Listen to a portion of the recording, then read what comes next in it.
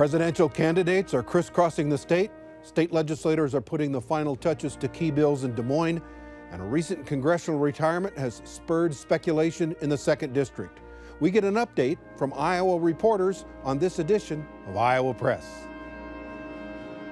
Funding for Iowa Press was provided by Friends, the Iowa Public Television Foundation, the Associated General Contractors of Iowa, the public's partner in building Iowa's highway, bridge, and municipal utility infrastructure.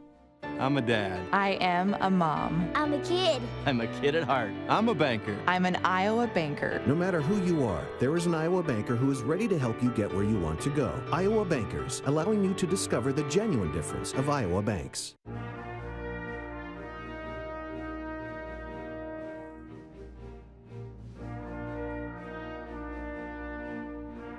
For decades, Iowa Press has brought you politicians and newsmakers from across Iowa and beyond. Now celebrating more than 40 years of broadcast excellence on statewide Iowa Public Television. This is the Friday, April 19 edition of Iowa Press. Here is David Yepsen. Iowa is known to have a never-ending political season, but this past week is just another indicator that reporters have plenty to cover in the months ahead. On the campaign trail, presidential candidates are already more than 300 events deep into the caucus cycle, and it's only April. State legislators have one eye on adjournment as they wrap up key bills. And if that wasn't enough, Iowa Congressman Dave Loebsack announced his retirement ahead of the 2020 elections. It's a busy slate for today's guests, a roundtable of Iowa reporters. Barbara Rodriguez covers the Iowa Statehouse for the Des Moines Register. Erin Murphy is Des Moines Bureau Chief for Lee Enterprises. Brianne Pfannenstiel is Chief Political Reporter for the Des Moines Register. And Kay Henderson is News Director for Radio Iowa. Well, you've all had a very busy week, campaigns, halls of the legislature. So let's cut to the chase. Erin, Congressman Loebsack announces his retirement. Who's running? Yeah, well, and that's going to be interesting. There's a lot of names on both sides. I expect we'll have a pretty competitive primary in both parties there. Somewhat unexpected. Congressman Loebsack insisted after 12 years roughly, had always figured he would retire. Decided to do one more term when President Trump got elected and felt that now is the time to step aside. Creates another competitive race. That instantly goes. The ink wasn't even dry on our story, and you had Sabato's crystal ball moving that race to a toss-up race. So you'll have a lot of people jumping in. On the Democratic side, Rita Hart, who was the lieutenant governor, running mate to Fred Hubbell in this last election, former state senator from that area, is a possible candidate. State Senator Zach Walz from Iowa City, another one. Kevin Kenney, another state senator from the area and from the more rural parts of the district, has expressed interest. Then on the Republican side, a lot of names, a couple of Congressman Loebsack's former opponents, Marionette Miller-Meeks, Chris Peters, neither of them ruled out running. Bobby Kaufman, who's in the state house, might run. I expect to see a lot of names jumping into this race, and I expect to see a primary on both sides. And the big thing about this is that Iowa will have 4 really high-profile, nationally high-profile congressional races in 2020. Yeah, it's interesting. Trump carried the 2nd district. Right. That's exactly right. Yep. And I think it just adds a lot of money to 2020 in terms of all of the different campaigns and how much is going to be flowing into the state. A few more TV ads, just what we need. Brianne, let's go over to Steve King's district in western Iowa. Well, speaking of money, we got a peek into this race this week with some fundraising reports. Steve King has never been known as a prolific fundraiser, but he's being pretty dramatically outraised right at this point by challenger Randy Feenstra, who's a state senator who's gotten a lot of attention for deciding to primary the sitting congressman. And so Senator Feenstra's raised about $260,000 compared to Congressman King $61,000. And I think one of the big things that everyone in politics land is watching this week was former Governor Terry Branstad, now U.S. Ambassador to China, jumping into this race, donating $1,000 to Senator Feenstra, which is, a signal to some Republicans in this state of where his allegiances lie and maybe where some establishment Republicans are going to be getting in this race. You've got some other Republicans who are thinking about getting into this race. I mean, are we looking at the possibility of nobody gets 35%, so it goes to convention? Right, and we've got 2 other people who have already declared, Woodbury County Supervisor Jeremy Taylor, Brett Richards, who's a former mayor, and there could be others to get into the race. And so I think the more you add into this race, it could benefit Steve King because he is an incumbent.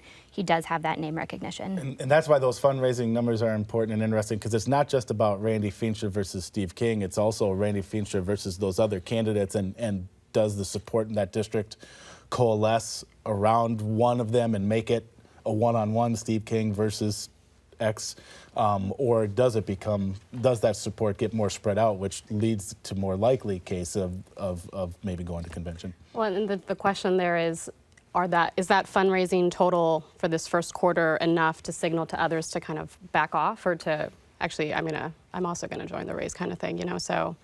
And I think it's also important to note that J.D. Scholten also dramatically outraised Steve King and still fell short in the 2018 race. So fundraising isn't everything. Steve King still has a lot of support among his base and in that district, but it's an early indicator of where things are headed. And mentioning J.D. Scholten, he has a decision to make. Does he run again in that district against King or perhaps some other candidate, or does he choose to run against Joni Ernst, who's up for re-election in 2020? Well, speaking of Ernst, who else, is anybody else seriously thinking about being a Democratic candidate for U.S. Senator? You always hear Rob Sands' name mentioned. He sort of downplays it on occasion, and then he'll send out a tweet that really ramps up the speculation that he may run. He is currently the state auditor. Back to the Steve King race, there was talk early in the session of Iowa passing a sore loser law. Some Republicans are worried that they remember that Steve King got to Congress in a convention fight. He did not get 35% in the primary. He went to convention. Conservatives gave him the nomination. Now, there's concern that if he loses that primary, that he might still run as an independent, which would really jumble the mix. Is there anything happening with the sore loser law idea? The sore loser law meaning that if you run in a primary and lose, you can't run as an independent. Iowa's one of 2 states that doesn't have this law. It in bill form did not advance through the process thus far, and there's no bill eligible for debate. Kay, how about Iowa's 2 new Democratic congresswomen? Both of them are looking at tough races. Right, and the conventional wisdom is to knock off an incumbent. It's always easiest to do when they're first seeking re-election to a second term. So both of these congresswomen have been actively raising money. In the 1st congressional district, where Abby Finkenauer is serving, you have speculation that State Representative Hinson, who used to be on television, widely seen by many of the viewers in that district, is considering a run. And you also have speculation that there are others out there who may be running. In the 3rd congressional district, there's a lot of speculation about a lot of people. Obviously, David Young may choose to run and have a rematch. Rod Blum in the 1st district may run to have a rematch. There are legislators in the 3rd congressional district, that Southwest Iowa district, from the western edge. John Jacobson, who's a member of the Iowa House, Dan Dawson, who's a member of the Iowa Senate. You have other Republicans, so it really could be a crowded race. Remember, David Young also won that nomination at a convention, so if there's a wide variety of people running, that too could be settled at a convention. And just to quickly hop back into the conversation about Senator Ernst and that potential re-election, there's also a lot of talk of Teresa Greenfield, who was the former Democratic congressional, one of those Democrats who was seeking the nomination on the 3rd congressional district. So there's a lot of chatter in the last couple of weeks about her. I can't remember a time when Iowa has had all its congressional races be competitive. This is going to keep you guys busy. Covering it all. Let's switch with the Senate race and a presidential race to boot, just in case we were feeling bored. Exactly. With some people putting Iowa in a lean Republican but doable category for the right kind of Democrat against Trump. Turning to the legislature, Barbara, what are some of the big issues hanging things up here at the end of the session? Well, there's a wide range of things, and I think sort of the most important point here is the budget. They're trying to pass this $7.6 billion budget, and you have Republicans who control both chambers announcing just a couple days ago that they've reached some sort of tentative agreement on budget targets, so that, and they're going to start a little bit earlier in the upcoming week, and that all indicates a sign that they want to finish. But there's a lot of unfinished business, things on property taxes, judicial nominating, and so it's a matter of, are they going to try to get those things done, which could prolong the conversation into a couple more weeks, or are they just going to, set it aside for next session? George Mills, one of the great Iowa political reporters, said one of the worst things that they ever did was air condition the Capitol because it keeps the legislature in town. I would argue that they look out the window and see that it's sometimes now 60 degrees, and they try to wrap it up, actually. So the farmers want to go home. See the icons playing. Yeah. Kay, how's the governor doing? What's her scorecard look like? Well, the last time we had one of these political roundtables, we discussed the failure of her felon voting rights proposal. It did not advance through the Republican-led Senate. She has said, okay, let's do it next year. It's not an imminent priority because it's a long process to propose a constitutional amendment, and the earliest it could be placed before voters is 2022. She also has another high-profile proposal in that she has advanced the idea of letting women go to the pharmacy counter to obtain traditional methods of birth control, the pill, and one other form. It easily advanced through the Republican-led Iowa Senate, but it's sort of ground to a halt in the House. It's unclear if it can emerge there. So two of her biggest priorities have been rebuffed by one of the Republican-led chambers. Yeah, and I would just say that you could argue that she's had other successes on other things that she's prioritized with a rural Iowa initiative. It's headed towards potential passage, but at the same time, you look at those pieces that were, at least the felon voting rights was really highlighted in her condition of the state address, and so, I mean, yeah. And in fairness, these are a couple of issues that she sort of took a step out of her party on. These aren't traditional conservative issues. This wasn't an easy thing to stand up in the condition of the state, knowing that it was a lock to get these done. She kind of went her own on this, maybe trying to draw a contrast between her predecessor, Governor Branstad. Hasn't been able to wrangle enough votes. And interesting, the Senate has been the sticking point on the felon voting rights, and the House has been the sticking point on the birth control issue. Okay, she's been preoccupied with the flood. Right. How's she doing handling that? This past week, I believe, she announced that she's formed a working group, and she'll be the chair of it to sort of manage how the state responds in concert with its federal partners and with local leaders who will participate in rebuilding public infrastructure. One of the key points is that they need to rebuild the roads that were damaged within 180 days of the event starting. And if they do that, then the federal government picks up the full tab. So there's a lot of pressure to get road work and bridge work started really quickly. She's also proposed spending $25 million over the next 2 years and asking legislators to put that in their budget plan. $10 million of that would be in the form of housing tax credits, the idea being that you would give these tax credits and perhaps people would rebuild, maybe not in the same location, but at least rebuild in the areas of Hamburg and Pacific Junction, which have really been decimated. And there's a real concern that people will not return to those communities. Erin? I was going to say there's also some political pressure on her in the legislature, the fact that you have some Democrats, particularly in the Senate, who have tried to propose more money than that, and they did it early in April, and they've said that the state legislature needs to do a lot more than it currently is proposing. And so, if something happens in the next couple of months, I could see some criticism potentially bouncing back to Reynolds on that. Brianne, I noticed the vice president made a trip to Iowa, and then 2 weeks later you made another trip to Iowa. What's that all about? Well, this is one of those issues that we're seeing action from politicians on kind of at every level. We've got our state level politicians, we've got our members of Congress heading out there. I think Cindy Axne has been really active. We're seeing Vice President Mike Pence, who of course is going to need to be running again. And then of course we're seeing all of these 2020 Democrats too making an issue of it. Kirsten Gillibrand was in town this week with Senators Grassley and Ernst. And so this is an issue that I think you can look at as very nonpartisan. You know, people are hurting.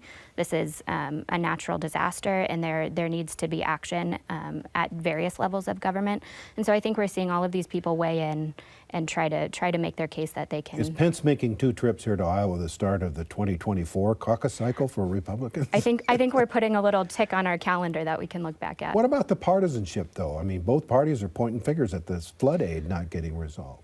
I mean, I'm not sure. I guess the thing that I find kind of interesting, though, is there is a level of politics in there because being on the campaign trail, one of the issues that a lot of people say is a priority for them is climate change. And so you have flooding and you have some of these 2020 hopefuls connecting the flooding with climate change. And so there is some politics that gets kind of and Pence directly named U.S. senators who are presidential candidates who come into Iowa as for blocking a vote in the U.S. Senate on a disaster aid bill. And the Senate Democrats argue aid needs to be included for the Puerto Rican hurricane victims for hurricanes that included in 2017. The Trump administration is resisting that. What's been interesting is that when Senators Grassley and Ernst talk about this conundrum that they're facing in the Senate, they don't directly blame those people. They say things like, we need to find a compromise. Erin, we've got a lot of other issues up there on the Hill, and I want to quickly go through them. Changing the way we nominate judges in Iowa. What's the status of that legislation? It's been a very hot button issue throughout the session, and it's stalled right now. The Senate passed it, and it has not been taken up in the House. As Barb alluded to, we're getting close here. We may only have 1 week left, and there has been no indication. That doesn't mean that it won't yet, but there's no immediate indication that that's going to get called up for a vote in the House, which means they don't have enough votes. If they did, they would be debating it. So there's still some wrangling to do, obviously, among House Republicans. Democrats are not going to support that. So House Republicans are a few votes short. May or may not happen yet this session. Barbara, medical marijuana. Where is that issue? Sure. So there's an effort this session to expand the existing medical marijuana program, but by changing how THC is in the medical marijuana products. And it passed, one version of the bill passed the House, and there's been some dispute over what the final bill should look like. And so it's kind of unclear whether it's going to advance, even though there had been, I mean, it had almost a unanimous support, or just nearly unanimous support in the House. So it looked like it could advance, and the Senate is actually much more open to changing it, but it's gotten a little complicated. Yeah. A lot of these issues are sort of hung up here at the end, and one of the lessons I learned the hard way covering the legislature was you never kill anything too dead, because stuff has a way of coming right out of the box. Well, it is Easter, resurrection time. Well, and don't forget that a lot of policy language ends up in budget bills in the 11th hour, and that's what's actually had happened with some of the other previous medical marijuana bills. And so I wouldn't be surprised if it's not one of the last bills that advance again. Speaking of budgets, the Attorney General, Democratic Attorney General Tom Miller, has raised Republican ire over some of his litigation. Now they're after his budget. What's going on with that? So the policy language that has ended up in a budget bill that would essentially restrict how the Attorney General can prosecute out-of-state lawsuits. And there was just a budget committee vote this week, and the Republicans on the committee voted for it, and so it shows that there's some support. Attorney General Tom Miller was at the Capitol this week, basically talking privately with lawmakers trying to squash this proposal, because he argues that it would be a serious restriction on how he can do his job, and consumer protection lawsuits that are outside of the state. It would require some sort of approval from either the General Assembly or the governor or a council. And it's a direct response to when the Attorney General joins multiple state lawsuits against the Trump administration, which he's done a couple times over the family separation policy, over the citizen citizenship question on the census. Republicans don't like that. They feel like the Attorney General Miller has politicized the office. This is their way of trying to rein that in. Brianne, property tax issues. What's happening with those? So going into the session, Republican legislators were pretty clear in saying they wanted to do something about rising property tax rates. Last year, they had a massive bill cutting income taxes, and this year they wanted to focus on property taxes, which is a sore spot for a lot of Iowa taxpayers. And so right now there are two competing bills in the Iowa legislature, one in the House and one in the Senate, that both tackle the issue a little bit differently, but both in the end would put a cap on what local governments can raise through property taxes and how they can do that. And so it was really interesting looking at some of the dividing lines on this issue, because while it's being pushed by Republicans, there are a lot of Republicans in local governments who are saying this could really hinder the way that we can fund our local services. You had people standing up representing firefighters saying we need to be able, this is already difficult to fund, and if you put another layer on this, it could be harder again. So this is another issue, as Barbara alluded to, that's coming up here at the end. It still has a long way to go in the process, but legislators have a way of making things move quickly when they want to. Erin, solar energy legislation. Yeah, this is one that really has fired a lot of people up, pardon the pun there. It would allow utility companies to add a fee to solar users. To boil this down as quickly as possible, solar users pay a fee now for the energy they get from the energy companies, but some solar users produce enough that they actually sell that back to the companies. They don't pay a fee on that. That's where this new fee would come in. So the people who support the proposal say it's just a fairness thing, and the people who are against it express concern that it would kind of dissuade people from investing in solar. Well, the most interesting thing about this, because it's a 4-page bill, and it's a little wonky when you read it, and why is it so controversial? It kind of pits pork producers and organized labor. Everyone has a different opinion about why this bill should either die or continue, and so that's sort of the drama behind it. Yeah, it's one of those politics makes strange bedfellows types of bills. It's not a R&D issue. Kay, what about speaking of another essential issue in Iowa, whether we should be required to put a license plate on the front of our cars? Iowa is one of 31 states which does have that requirement. Bills over the years in the legislature have tried to get rid of it. If you buy a really high-end luxury car, the front bumper doesn't even have a spot for putting a license plate on, and so if you spend $100,000 on a car, you have to drill holes in the front bumper and put a plate on. There's a bill that's cleared the Senate that said, let's not do that if there's no place on the bumper for a license plate. The House this week has passed an alternative. Let's study the issue. But if you have a car that is 25 years or older, you don't have to put a plate on it. You know, that's one of those issues that is so hot because everybody has an opinion. Exactly. What about another hot issue, Kay? Well, it could cool you down. Cocktails in a can. Exactly. A bill is on its way to the governor. It's cleared the House this week, the Senate last month. It would let beer wholesalers sell to license holders of a beer permit these cocktails in a can that have 15% alcohol. This is a new market, obviously, and you have some pushback from small business owners who bought a liquor license, which is more expensive than a beer license, saying the bar down the street that isn't serving alcohol is going to get an edge over me. You know, this is really an example of how citizen activism can make a difference. Lawyers, local officials, bar owners have all been weighing in on these issues, and they've had an impact. Erin, the election law changes. In House District 55, we had this fiasco over counting absentee ballots. Lawmakers are struggling with what to do about that. What do you think? Yeah, and for legislative geeks like us, it's been interesting to follow. The House designed a proposal to just fix that special election and confusion over the barcodes on the absentee ballots. They did a bill 95-96 to nothing, unanimous support. Went over to the Senate where Senator Robbie Smith had some bigger ideas about election laws, and he tacked it on. So all of a sudden now it's this big complicated bill. it's been changed and tweaked and reduced in scope, and now kind of the two big things that we're still looking at and trying to figure out are we're back to that barcode. Should a barcode be required on absentee ballots so they can tell whether it was mailed on time or not, or should we just require they be in by election day? That's still up in the air, and whether to close the polls an hour early on election day at 8 o'clock instead of 9 o'clock. That's another one still. Okay, sports betting. What's the status of that legislation? It cleared with no fanfare the Iowa Senate this past week in 13 minutes, and only one senator spoke about it, which is just almost unimaginable about a gambling debate in the Iowa legislature. And it's pending in the House.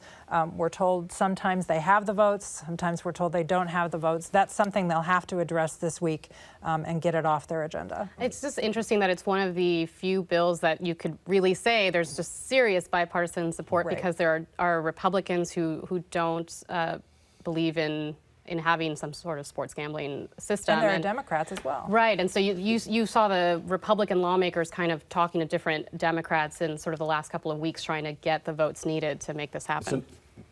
We're out of time. It's an official session of the legislature, though, if you have a gambling debate at the end, usually after the sun goes down. We're out of time. Good luck to all of you out on the trail. We'll be back with next week with another edition of Iowa Press at our regular times, 7:30 Friday night and noon on Sunday. For all of us here at Iowa Public Television, I'm David Yepsen, and thanks for joining us today.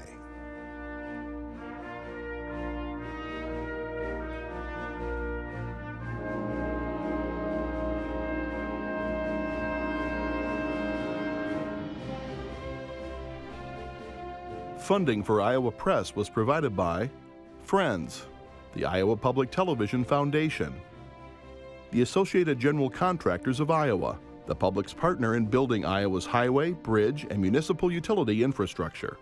I'm a dad. I am a mom. I'm a kid. I'm a kid at heart. I'm a banker. I'm an Iowa banker. No matter who you are, there is an Iowa banker who is ready to help you get where you want to go. Iowa Bankers, allowing you to discover the genuine difference of Iowa banks.